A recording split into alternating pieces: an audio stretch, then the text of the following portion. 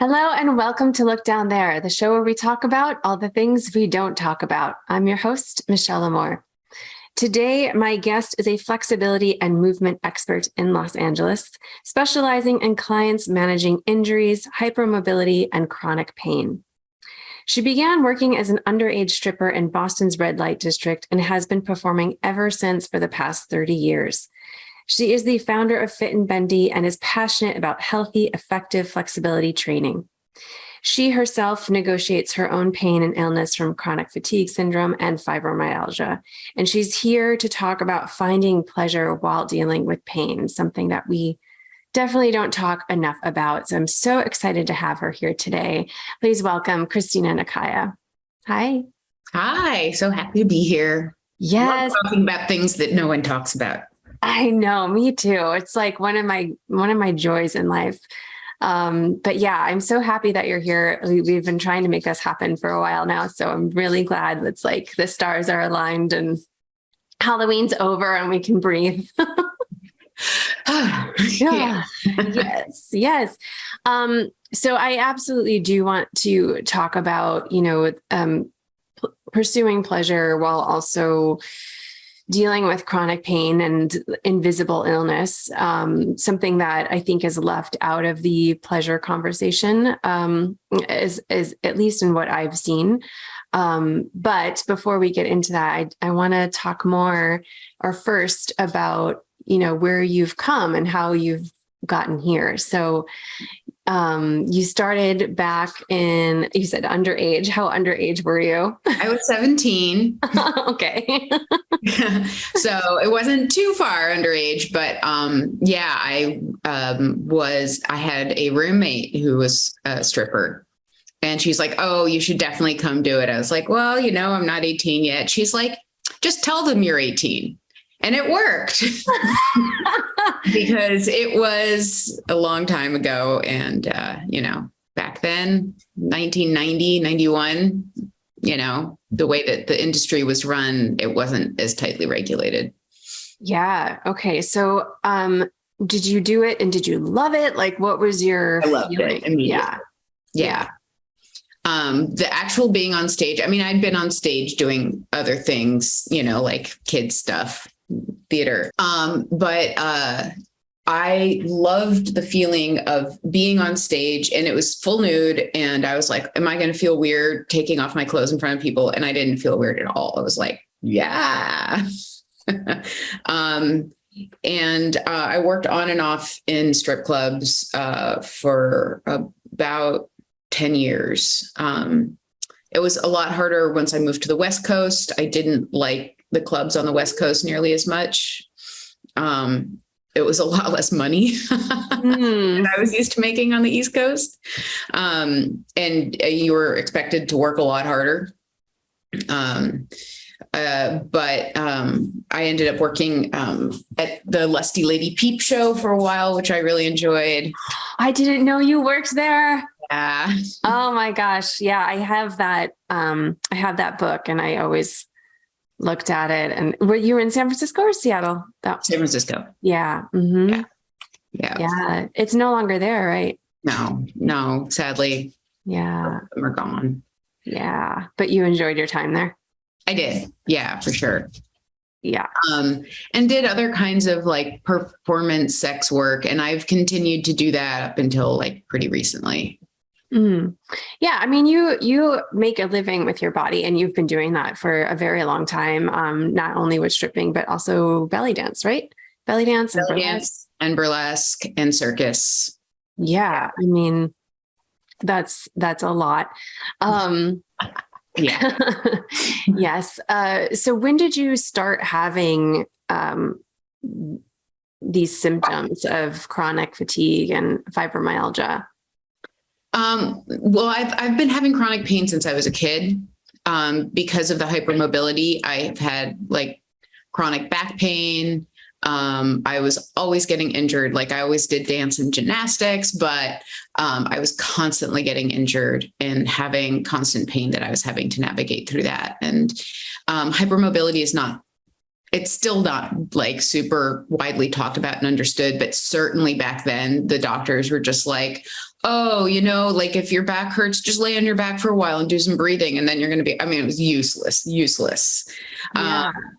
Talk a little bit about what hypermobility is. Sure. It's basically means that your connective tissue and the way that your body is held together and your nervous system doesn't have the same kind of protective measures as everybody else. So your body, it used to be called like double jointed, but that's not really a thing. There's no such thing as a double jointed person. But it just means that like your joints have a lot more mobility and laxity to them than usual. And also that your muscles don't bite in and hold you as well. Mm-hmm. So there's a sort of a floppiness to it, which, a lot of people are like, oh, I wish I was naturally flexible. Well, yes, but the drawback is that your body has a hard time kind of holding itself together in the normal ways. And so it makes you much more prone to injury, prone to chronic pain. You have a lot more postural difficulties. You can actually end up with muscle spasms where the muscles are like, oh no, how do I hold this floppy person together? I'm just going to lock down. Mm-hmm. And it's a spectrum. So fortunately, like I'm not like extremely hypermobile, but there are people who have Ehlers-Danlos syndrome, which is like a much more extreme version of hypermobility where you can have like serious digestive problems. And their hypermobility syndrome is also associated with like anxiety and emotional issues as well, just based on the way that the body perceives the world when it's hypermobile. Mm. So there are a huge host of like still only little understood symptoms that can come along with it. Mm. So I dealt with that. And then when I was 23, I had a really, really horrific near-death experience. And my body just didn't recover. And after that, my health really started to plummet. I was supposed to be finishing college, and I had to drop out of school and ended up just completely immobile for most of a year, and was finally diagnosed with fibromyalgia and chronic fatigue. But those diagnoses, especially at the time, again, this was in the late 90s, it was just like, what does that even mean? Mm-hmm. And there wasn't any kind of like treatment available for it. It was just like, oh, here's some antidepressants and you should just avoid all stress. Like, wow. Do you feel like you were taken seriously? Because I know there's a lot of, people in the medical field that especially don't take women seriously with something like this. It was a really horrendous experience. Not just the medical profession, but like family, friends, people being like, you're just depressed. It's like, well, you would be too if you felt like this. And people, being like, well, you got to buck up, and what the hell does that mean? Yeah. And to have, symptoms and pain and have everyone say there's nothing wrong with you, it's all in your head. Well, sure. Yeah. I mean, everything's in your head, right? That's again, it's just useless to a person who's dealing with that kind of incredibly disruptive experience. So really so much of my path through performance and through movement and through coaching has been, hand in hand with my own work with my body.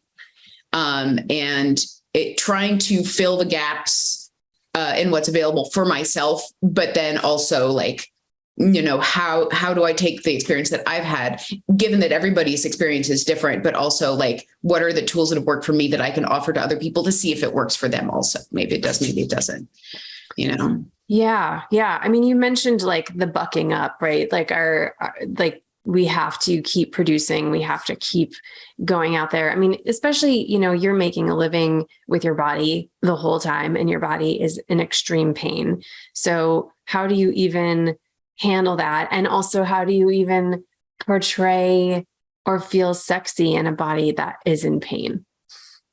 Well, two different questions. So I'm going to start with the first one and then move on to the second one. Yes. Which I think is more the meat of where we're going with this. Yes. So like in terms of how I handled it, like it was my career has been really like this, like when I was dancing and doing circus, like I didn't have like a steady career where like I always was working and where my skill set was like gradually growing because I had a really consistent practice. It was always kind of like this, where like I would train super duper hard because I was like, oh, I don't know, this could end tomorrow. It could end tomorrow. And it was always fueled by this fear of like, is the dog noise annoying, by the way? No. Okay. I don't hear it. Oh, good. Okay. Puppying, and then I would push too hard and then I would collapse and then I would not be able to do anything. And, I had this horrible experience of getting booked to do shows in New York and getting to New York and realizing I wasn't physically capable of doing them. Always the anxiety of like, am I going to be able to pay my bills? So it was hard. It was stressful. On the other hand, performing and moving was how I stayed alive. It was how I managed what was going on with me. I did at some points try to quit performing and quit being a mover for a living and find a like more normal job. And, I tried hostessing at a restaurant, which is still kind of physical, but much less so than everything else I was doing. And I tried doing some grant writing and I tried doing some copywriting.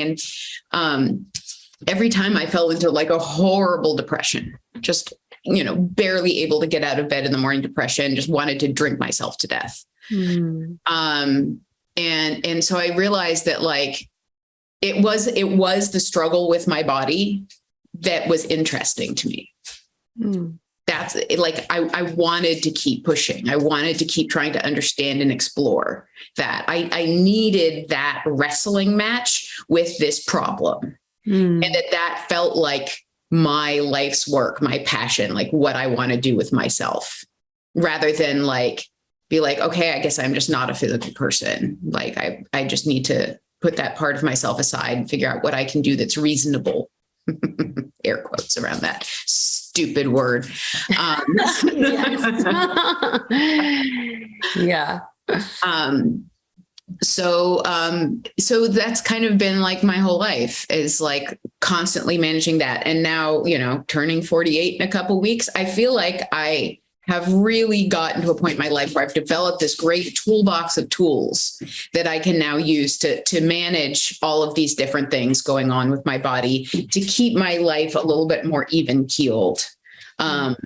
And I don't feel the need to perform as much. I still definitely need to perform some, but it doesn't feel as life or death for me to be working that stuff out on stage in front of people in that particular way, where it did before. Before it felt like I needed that creating that art with my body in order to figure out who and where I was in the world. So I think I've kind of figured some of that out a little bit. Yeah, that's the fun thing about age, right? Like we can finally figure our shit out. I was hanging out with some friends of mine who were in their 20s the other day, and I was just like, oh, I'm so glad I'm not in my 20s anymore.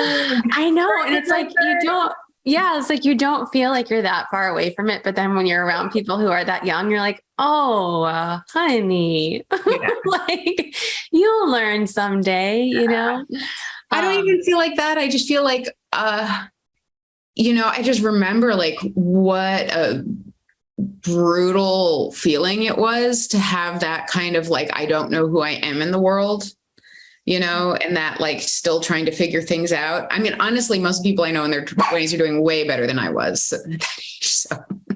Yeah. It's, I still feel like I'm trying to figure my shit out. I think that's a forever thing. It's like, yes, to a certain extent. Yes. But there's so much less sort of flailing. Yeah. But like you said, it's developing the tools, right? Yeah. Like expanding your toolbox and your knowledge and, your resources. Yeah. Yeah.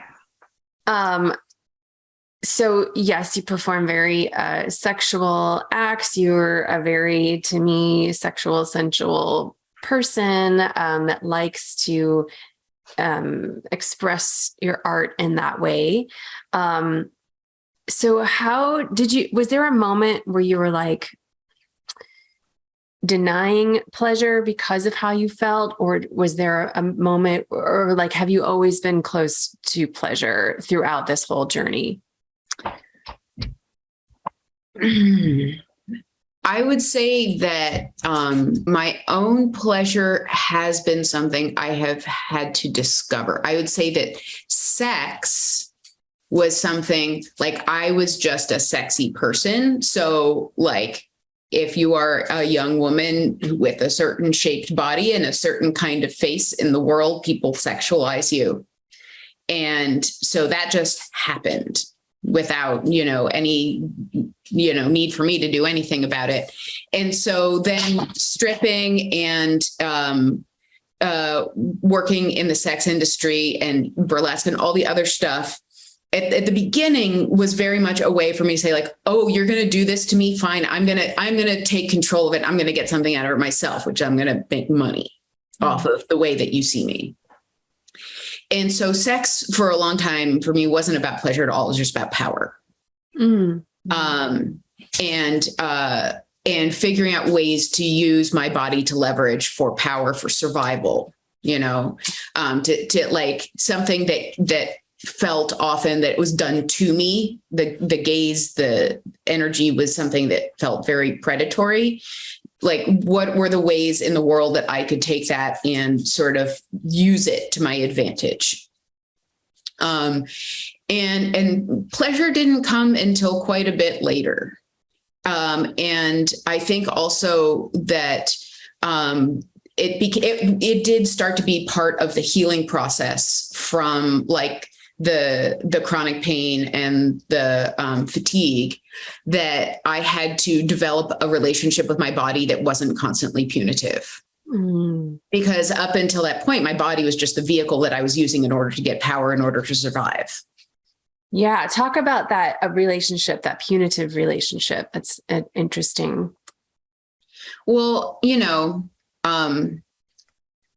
if you're always in pain and you feel like crap, it's easy to see your body as having betrayed you. Like you look around and you're like, other people's bodies aren't doing this. I have this very clear memory of when I was really like going down into the depths of illness, and I just dragged myself outside and I could just barely move and everything hurt. And I just kind of sat down on this bench, and I remember just seeing this guy jogging by.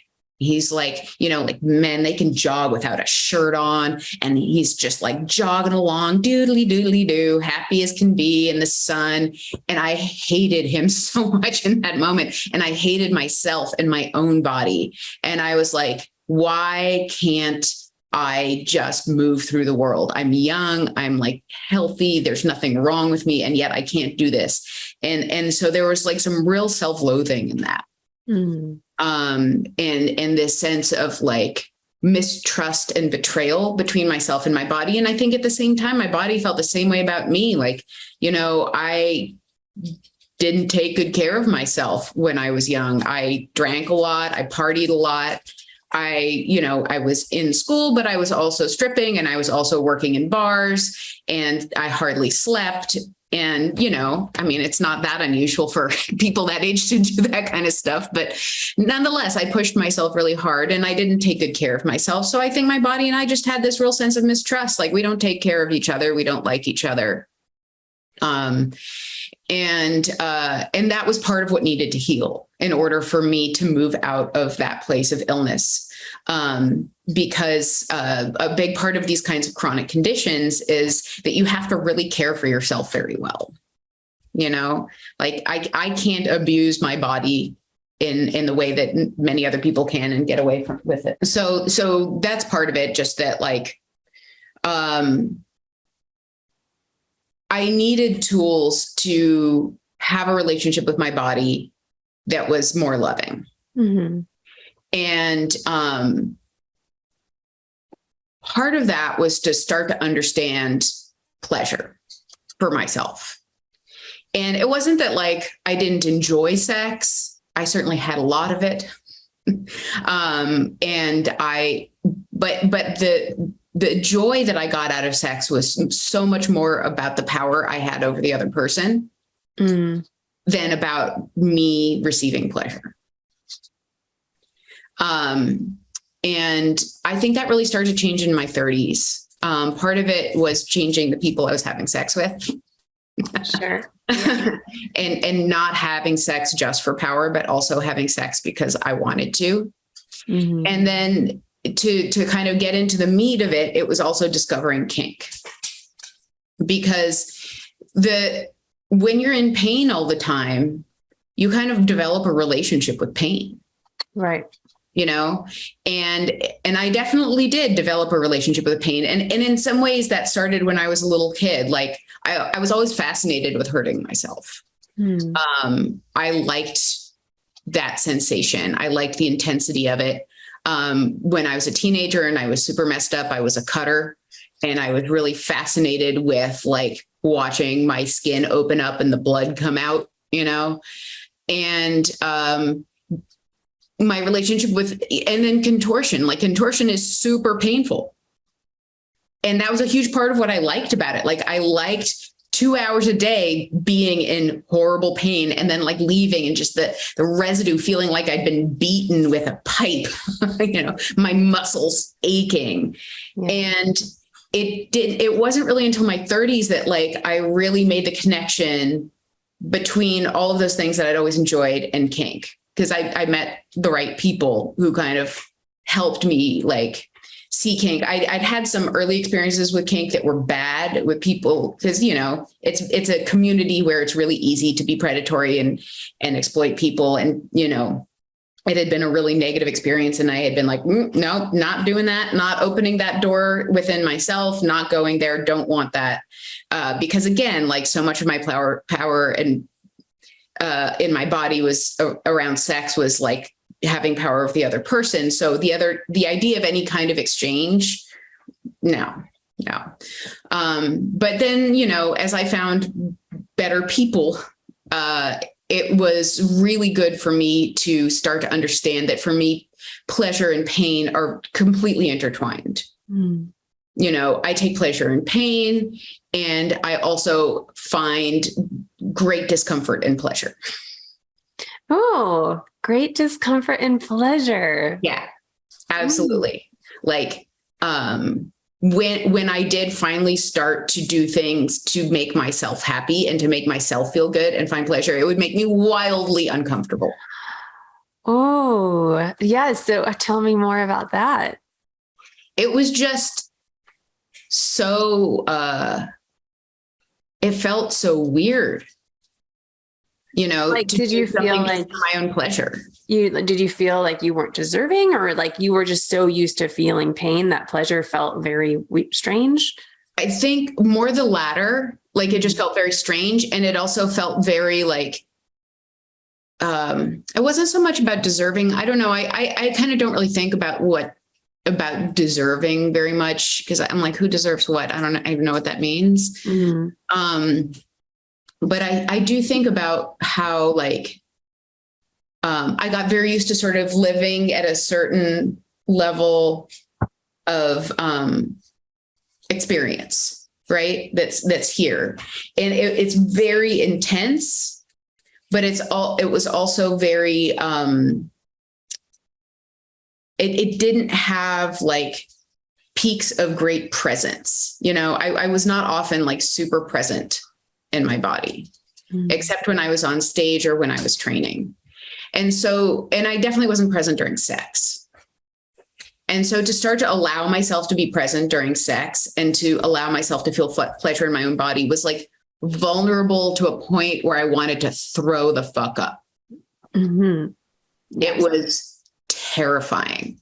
And so there was no way for me to get into that position without submitting to somebody else. Like the kink relationship was necessary for me to find that, because there was no way that I was going to do it on my own. Like I kind of needed to be pushed into it. Yeah. It was way too scary and vulnerable. And it gave you those parameters. It gave you that permission and to play that role. Exactly. And playing a role is something that I know how to do.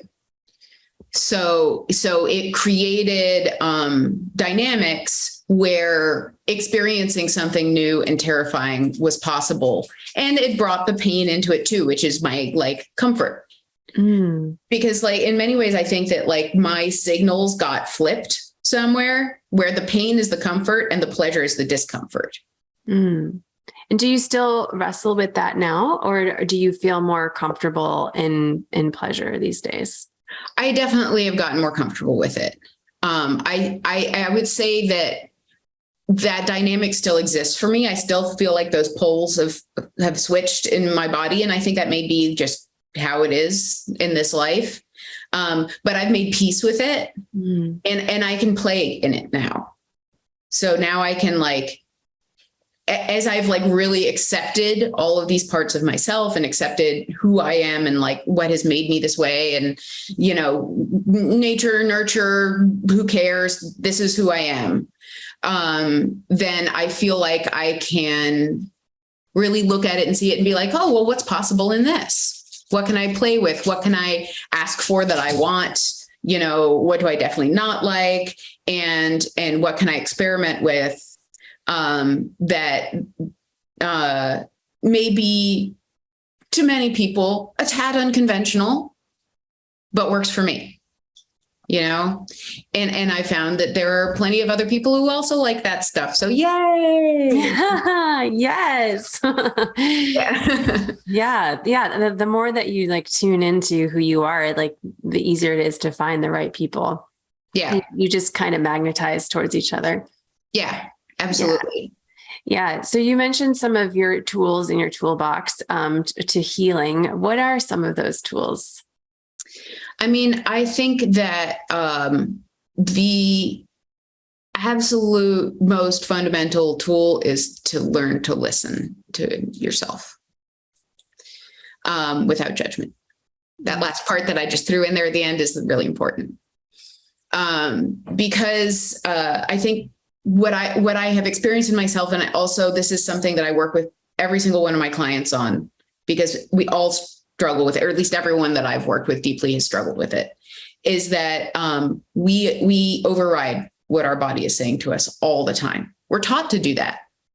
You know, like we are taught to constantly override our body's messages of fatigue, hunger, thirst, desire for pleasure, for pain, for experience, for movement. You know, as a kid, you're like, okay, your alarm goes off. You got to get up. I know you're tired, but you got to get up, eat your breakfast, go to school, sit still. It's just that we're constantly taught to mold our bodies into a societal structure that's not created for bodies. You know, it's not created for human life. Yeah. in a sustainable, happy way. And so we're so conditioned to override those signals from our bodies that the body's reaction to that is to gradually throw bigger and bigger signals at us. You know, like the body at first is like, can you pay attention to this knee? Please, like the knees, it's got some stuff. And then, you know, you don't. And then after a while, you know, all of a sudden you're like, oh God, I can't bend my knee, you know, because the body is going to escalate until you pay attention to it. And so learning to listen and learning to hear the quieter and quieter and quieter voices in your body, and to have a relationship of like trust and respect with your body, where if your body is doing something that you don't like getting tired or having some pain or not moving the way you want it to, instead of being like, you fucking body, you're just really messing it up with what I want to do, being like, okay, well, you know, this is the vehicle in which I experience the world. It is what makes me alive. You can't be alive without a body. It is the prerequisite for life. And you can't get rid of the body, swap it out for a new one.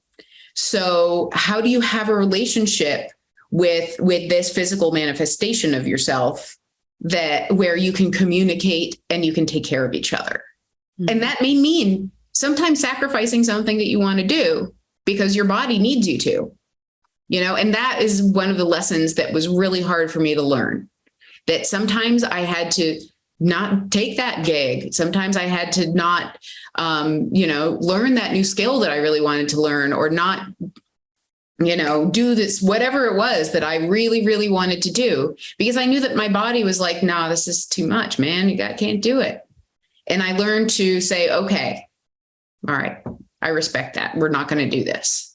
Yeah. And to do it in a loving way without judging myself as being a weak person or a failure, or like, oh, but so-and-so can do it, like, yeah, so-and-so can do it. Who knows what so-and-so's deal is? Not my problem. I know that this is where my body's at. And I know that I could push and I could try to make that happen. And I know there will be consequences, and I don't want those consequences. Mm-hmm. Yeah. And then also just being strong enough to handle the possible disappointment of other people by you listening to your body. Yeah. And, that used to be a massive fear of mine, like debilitating fear, to the point that like I hid my disabilities for years, never talked about them publicly. People would ask me and I would just not talk about it because it was so shameful to me to talk about. And I was so, terrified that people would judge me and be disappointed in me and not want to work with me or not want to be friends with me because of it. And I would say like that, suspending my own judgment for myself has enabled me to communicate with people in a way that's so much better about it now. So now I can be like, look, I would love to do this. I know I said I was going to do it, but I have to take care of myself in this. And sure, some people are dicks about that, but very few. And if they are, screw them. Who needs them in your life, really? Yeah, exactly. Yeah. But when I was ashamed of it, I would always communicate it in these like horrible, awkward ways that would make people be like, what's wrong with her? How so? What do you mean? Oh, God, when you're ashamed of something, the way that you communicate about it is usually very prickly. Yes. Yeah. I've definitely had a lot of prickly moments in my life. Same. Yeah. So, yeah, I would say that that's to me, like the tool without which none of the other tools is going to work as well. Mm-hmm. Yeah. Did you learn that tool as you were doing your flexibility training or learning to be a coach with that? Like, I think when people think about flexibility training, they're, oh my God, pain, right? But like you have a strong relationship with pain. But it also seems that maybe it helps to alleviate some of your pain and even give you more tools like listening to your body without judgment. Like, have you learned these tools while working with your flexibility training? I mean, I've learned that particular tool, which I think of as a big sort of like Swiss Army knife of a tool. I've added components to it over the years from so many things, but absolutely contortion training was a massive part of learning that. And when I first started training contortion, I was 30. I was like way too old. And everyone was like, this is the most insane thing you've ever done out of a long list of insane things. Like, how could you do this? And I did it for a while and I was like, this is so stupid. I should quit. And I just couldn't quit. I had to go back to it. There was something there for me that was like absolutely irresistible. I needed to do it. And it's not that I ever became like a superb contortionist. I was okay. It was more that there was something in that training of flexibility that you have to feel your body. Mm-hmm. You have to be present in your body. You have to pay attention to it. It's so challenging. It's so difficult. It's so slow. And you have to like pay attention to the minutia of position, of musculature. You have to push just the right amount, but not too much. And then of course I got injured. I completely dislocated my right hip. It just went fully out of the socket when I was training in Mongolia. The coach there was a little brutal. Yikes. And it was a pretty bad injury. I was told I was going to need at least 2 surgeries, that I was done performing. And I was like, no. I mean, this is really when Fit and Bendy started, as I was like, okay, well, in starting, this is when I was starting to understand, okay, I'm hypermobile. Like I dislocate things and tear things really easily. Like the strength is such a hard part for me. How do I train differently? How do I train in a way that makes it so that me at that point at 34, which is like a grandma in circus years, can continue and come back from this injury. And I did. And I used a combination of like physical therapy techniques, and I got my Pilates certification. And that's, I think, the moment when like this really deep listening sort of became a bigger part of who I was. And I allocated like an hour or two a day of my training to doing all of these different kind of experiments in different ways of moving my body and holding my body, and to try to find what are the things that my body needs, to try to develop this ability to listen deeply, to be able to feel all the different muscles in my hips that were supporting my hip socket, because I have no connective tissue. So I got to develop the muscles. And that's just been a huge part of what I'm currently doing as a coach is to try to help people develop that particular skill of that deep listening to their bodies. Because like I said, it's just not something many of us were ever taught to do. Yeah, for sure. Yeah, it is definitely like push through the pain, shut up, just do it. Yeah. Go hard or go home. Yeah, nonsense. Yeah. I so appreciate this conversation and your vulnerability and your generosity being here. Thank you so much. My pleasure. Absolutely. This was so fun. Love talking about it. Yes. So tell us like where we can find you and maybe train with you or learn from you. Well, I am having foot surgery next week because of yet another old hypermobile injury that has developed into arthritis in my foot. So I'm having surgery for that. So I'm taking a little hiatus from doing like a lot of in-person stuff. However, I am making a vlog about my prehab and rehab of this surgery. For people who are interested in how to deal with coming back from injury and how I deal with it. I mean, for whatever it's helpful for other people, and talking about sort of my experience, my past with this as well, and some of my thoughts on movement practice around injury. And if you want to learn more about flexibility, you can go to my YouTube channel, Fit and Bendy, or fitandbendy.com. I do have like an on-demand course on flexibility that I would say is like foundational flexibility up through like basic splits and back bends. So if you are interested in sort of foundational work, if you're just starting out in flexibility, or for dancers who want to, get your splits or get a more flexible spine, that stuff is all there. And that's where will the vlog be? Is that on the? No, that's on YouTube. Yeah. Okay. And then Fit and Bendy is your YouTube channel. Yeah. And I've been dropping little tidbits on the Instagram channel too. Awesome. Yeah. Great. I will definitely check that out. Wishing you all the best with your surgery. Thank you. Thanks. And to all of you, go and make sure that you follow Kristina Nekyia and, check out how she's practicing what she preaches. She's amazing. Yes. And you can follow us here at I Look Down There, or me at Michelle Moore. And remember that confidence comes from the bottom up. So grab a mirror and look down there. Till next time.